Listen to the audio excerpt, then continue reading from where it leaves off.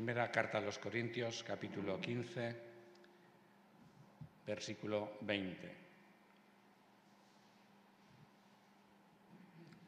Primera a los Corintios 15, 20. Pero ahora Cristo ha sido resucitado de entre los muertos como primicias de los que duermen, porque así como la muerte vino por medio de un hombre, también por medio de un hombre la resurrección de los muertos. Porque así como en Adán todos mueren, así también en Cristo todos serán vivificados, pero cada uno en su orden. Cristo, que es las primicias, luego los que son de Cristo en su venida, luego el fin, cuando entregue el reino al Dios y Padre, cuando suprima todo imperio y toda autoridad y poder, porque es necesario que Él reine hasta que ponga a todos sus enemigos bajo sus pies. Y el postrer enemigo en ser destruido es la muerte. Pasamos al versículo 51. He aquí os digo un misterio. No todos dormiremos, pero todos seremos transformados. En un instante, en un abrir y cerrar de ojos, a la final trompeta, porque sonará la trompeta y los muertos serán resucitados incorruptibles, y nosotros seremos transformados.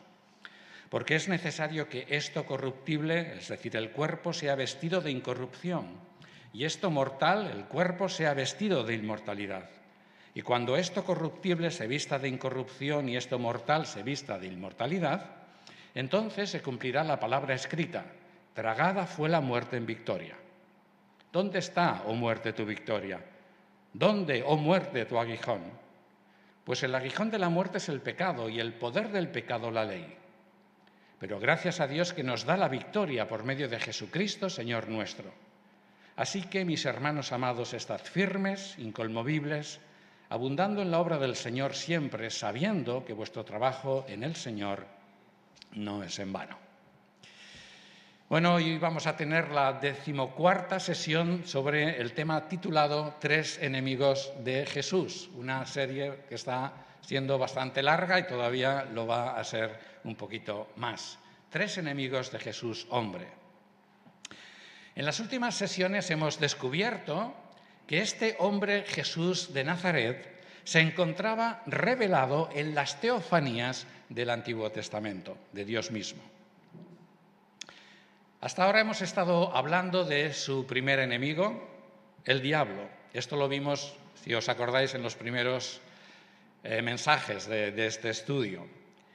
Hemos ido viendo algo también de su segundo enemigo, que es el ser humano, que desde el principio, ¿verdad?, desde la primera pareja, Adán y Eva, se pusieron del lado satánico. Y hoy vamos a empezar a hablar algo acerca del tercer enemigo de Jesús, que es la muerte. Todo el argumento del apóstol Pablo en 1 Corintios capítulo 15 está centrado sobre el tema, si habéis estado atentos a la lectura, el tema de la resurrección del hombre Jesús de entre los muertos.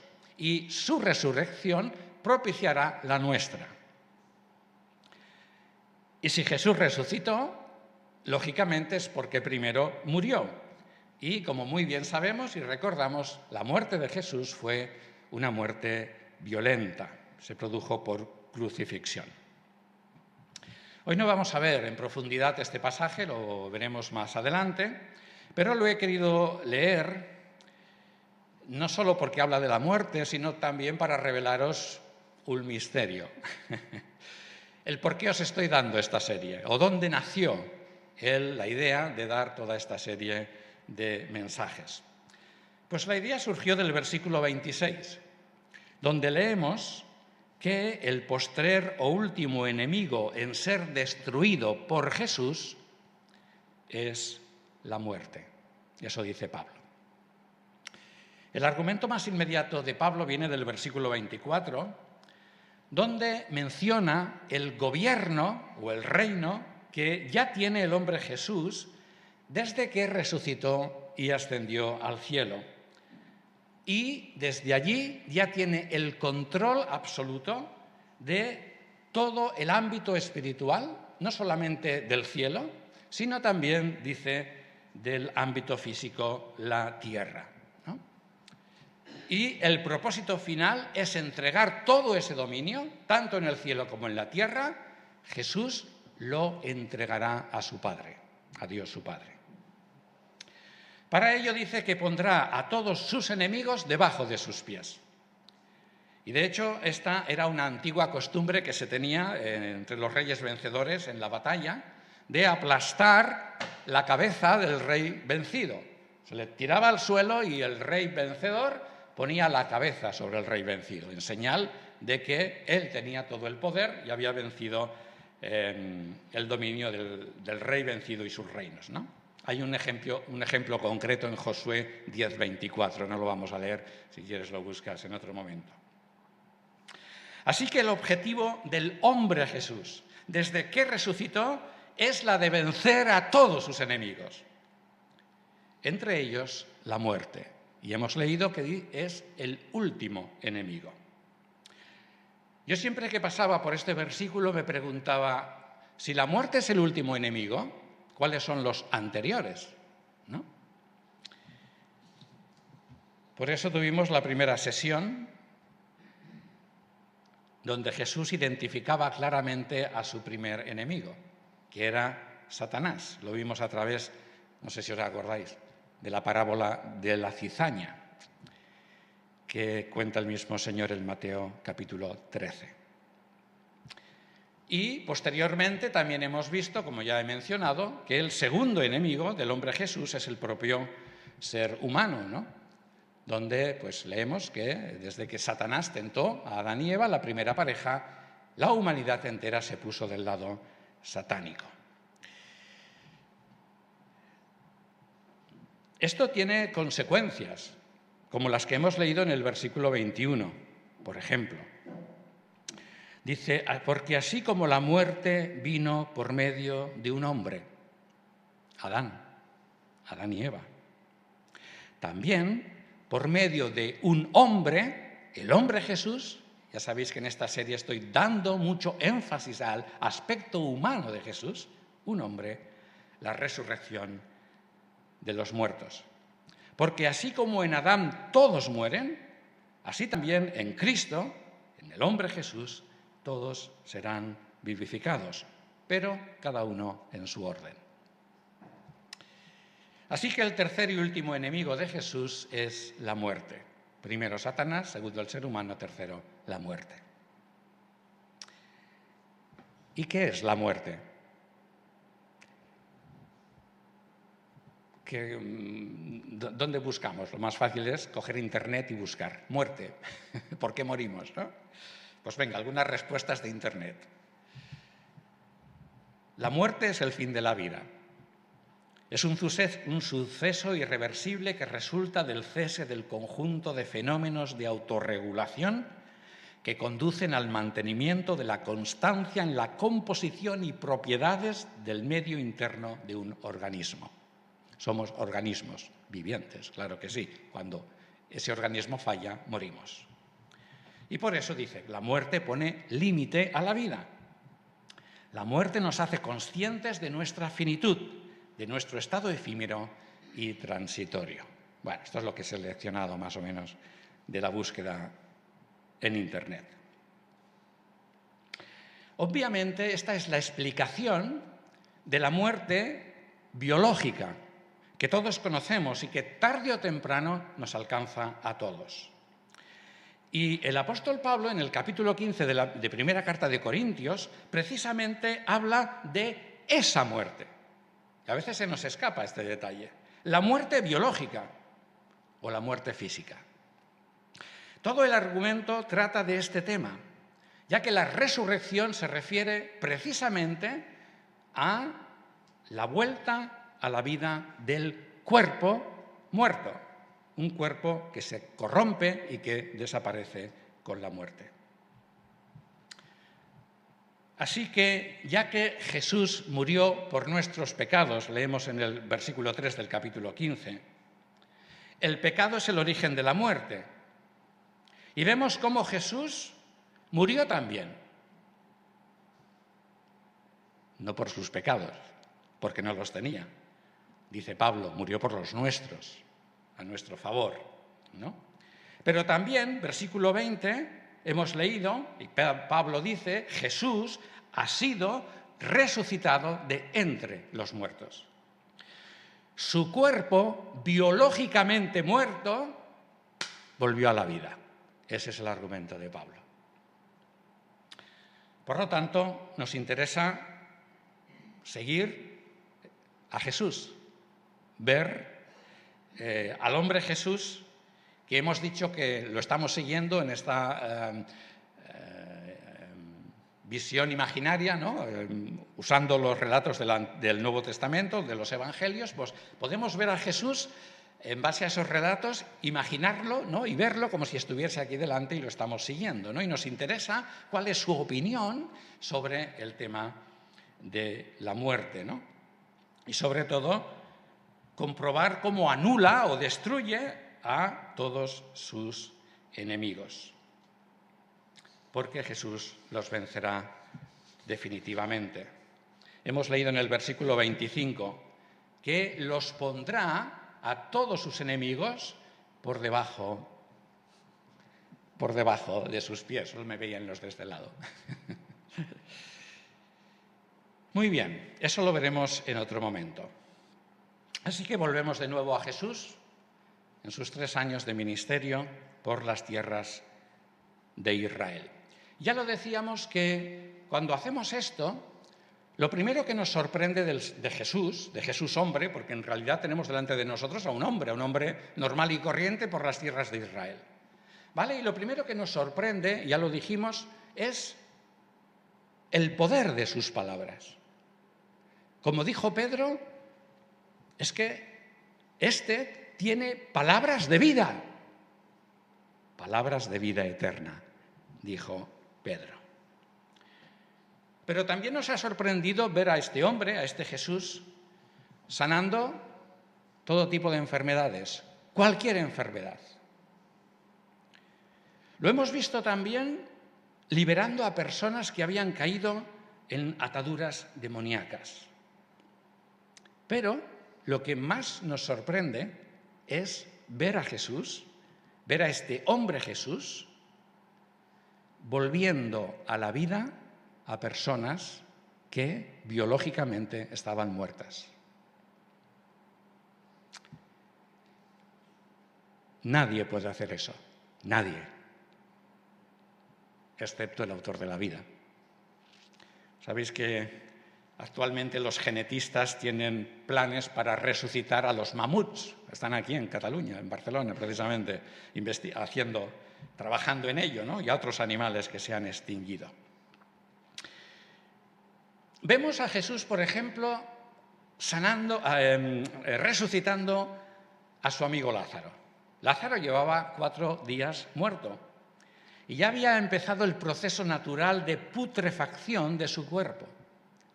Sin embargo, lo sacó íntegro a la vida. Este fue un acto público que vieron muchas personas. También resucitó a una niña de 12 años, la hija de Jairo. Esto solo lo contemplaron los padres de la niña y Pedro y Jacobo y Juan.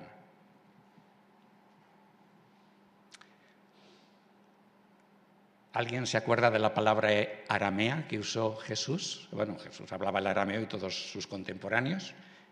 Para resucitar a esta niña. Kumi.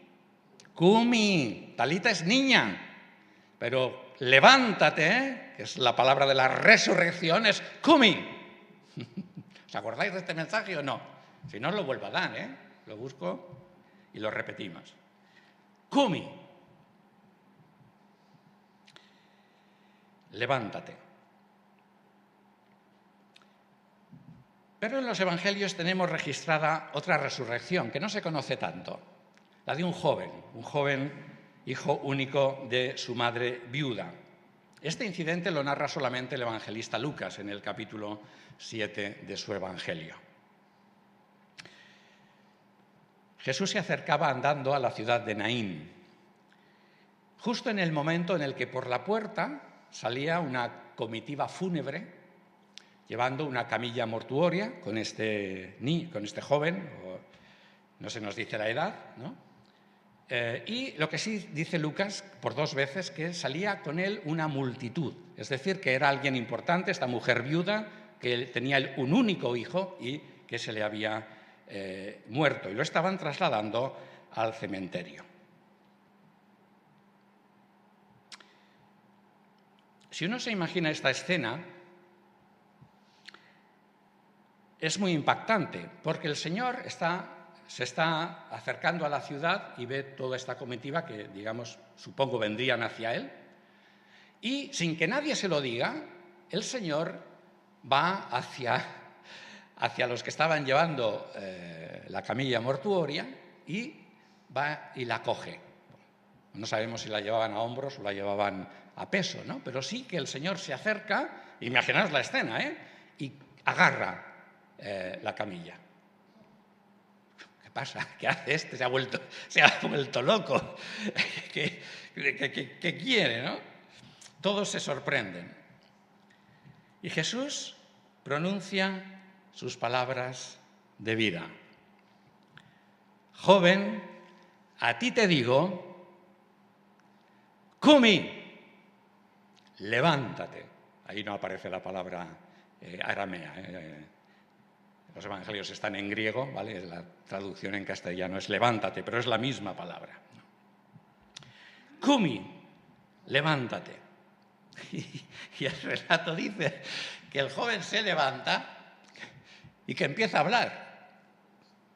Tú imagínate la escena, ¿no? El joven se levanta y ¿qué hago yo aquí? ¿Qué pasa? ¿Por qué hay tanta gente? ¿Qué hago aquí subido? ¿No? Bueno, eso no está, es una imaginación, ¿no? Pero dice el texto que el joven empezó a hablar. Así que vemos a Jesús con un poder extraordinario, capaz de dar vida inmediata a los biológicamente muertos.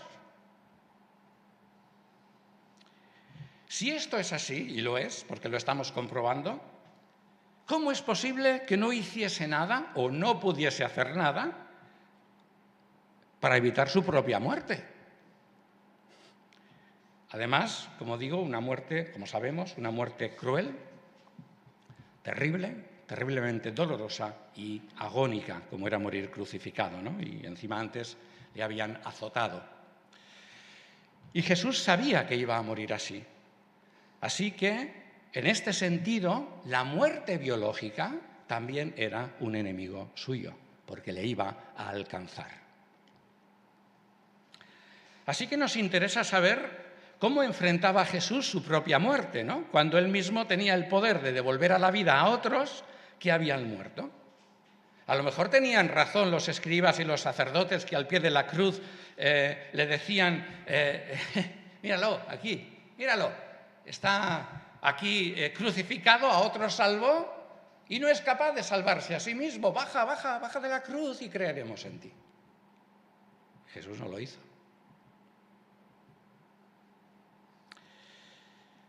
Sin embargo, Jesús, a diferencia de los seres humanos, que no nos gusta hablar de la muerte, ¿no? Preferimos hablar del fútbol, del tiempo, del gobierno, de lo mal que van las cosas, de la muerte nunca hablamos, no queremos, no nos gusta.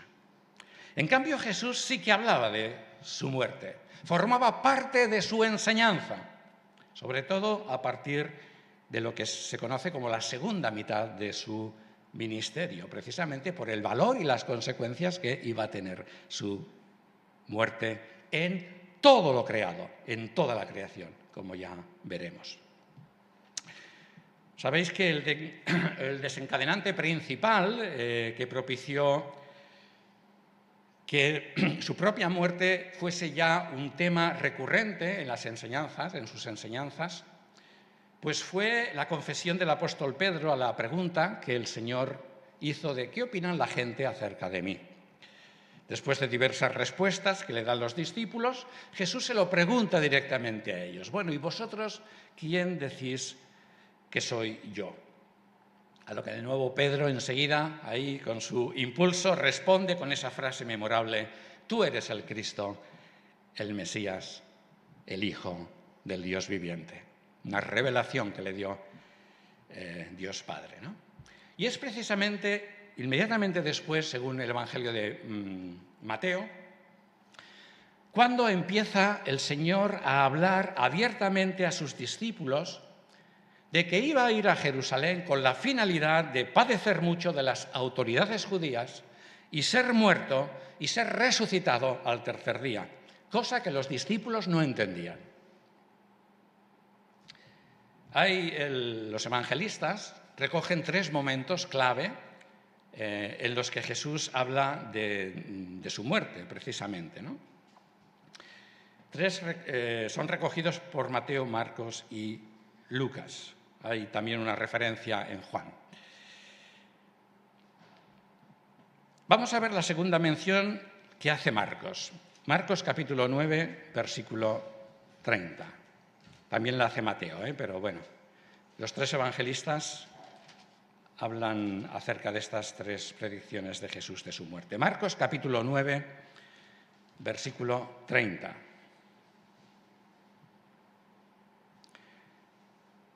Saliendo de allí, deambulaban por Galilea, pero no quería que ninguno lo supiera, porque enseñaba a sus discípulos y les decía: el Hijo del Hombre será entregado en manos de hombres y lo matarán. Pero después de muerto, al cabo de 3 días, resucitará.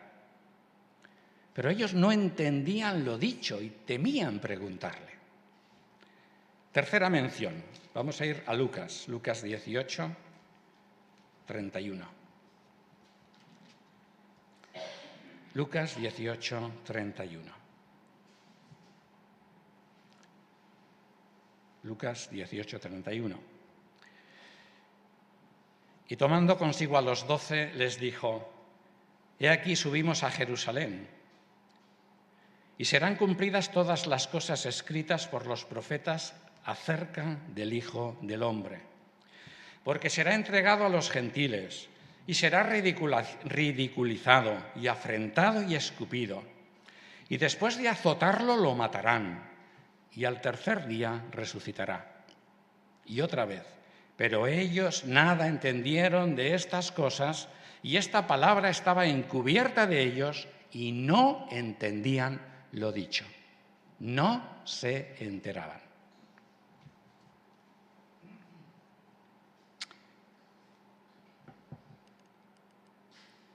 Frente a lo que el Señor Jesús una y otra vez decía, ¿cuál era la ilusión de Jesús? ¿Morir? No. Para Jesús fue muy duro morir y sufrir de la forma más cruel que existe. No solamente fue una muerte biológica, sino todo lo que Dios cargaba sobre él a nivel espiritual. No fue una muerte cualquiera, pero eso ya lo veremos en otro momento. La ilusión de Jesús en todo momento era resucitar de entre los muertos. Nunca se quedó en la fase de la muerte. Cuando están en el aposento alto, celebrando la Pascua, y Juan recoge todo aquel gran discurso de los capítulos 13 al 17, justamente unas horas antes de que vinieran Judas y el gobierno y los soldados a por él, ¿no? Jesús les dice, es un discurso muy largo, pero dice que se va a ir al Padre, ¿vale? Va a volver al Padre. Eso tuvo un impacto importante en los discípulos, ¿no? Porque se pusieron tristes. Vamos a leerlo. Juan capítulo 16.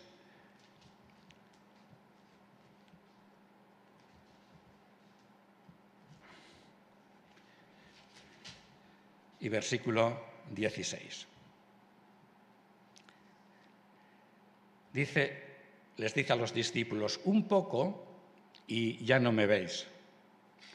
Y de nuevo un poco y me veréis. Versículo 19. Jesús comprendió que querían preguntarle y les dijo: ¿preguntáis entre vosotros acerca de esto que dije, un poco y no me veis, y otra vez un poco y me veréis? De cierto os digo que vosotros lloraréis y os lamentaréis y el mundo se alegrará. Vosotros estaréis entristecidos, pero vuestra tristeza se convertirá en gozo. Dice el versículo 22. También ahora vosotros tenéis tristeza, pero lo lógico hubiese sido que Jesús dijese: pero me veréis otra vez. Y dice: y vuestro corazón se alegrará y nadie os quita vuestro gozo. Pero en cambio Jesús hace algo extraño. No dice: me veréis vosotros, dice: pero os veré yo a vosotros otra vez. Yo os veré a vosotros. Y se refiere a su resurrección. Se refiere a la resurrección de su cuerpo muerto. Así que esta era la alegría y la ilusión del Señor Jesucristo frente a la muerte. Mirad, Jesús no dijo: el Hijo del Hombre será entregado en manos de hombres y lo matarán, pero irá a la presencia de Dios su Padre para siempre. Decir esto sería quedarse en la muerte, pero no dijo esto. Siempre dijo: al tercer día seré resucitado y después iré con mi Padre, pero primero resucitaré.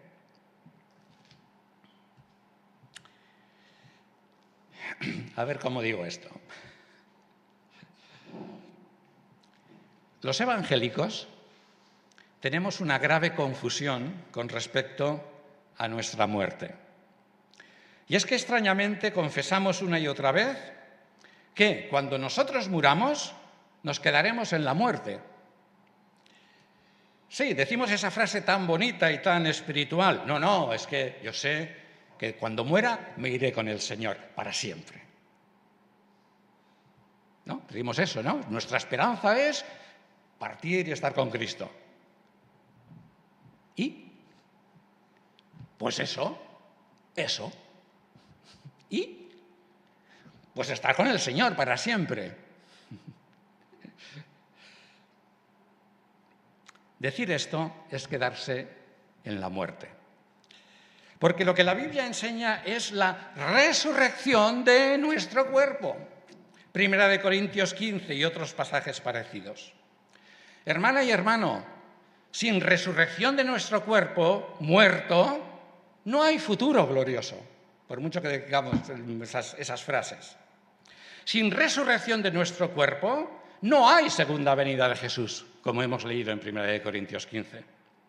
Sin resurrección de nuestro cuerpo, no hay salvación, ni herencia, ni inmortalidad, porque la palabra inmortalidad se refiere a nuestro cuerpo, no que viviremos para siempre. La inmortalidad del cuerpo que muere.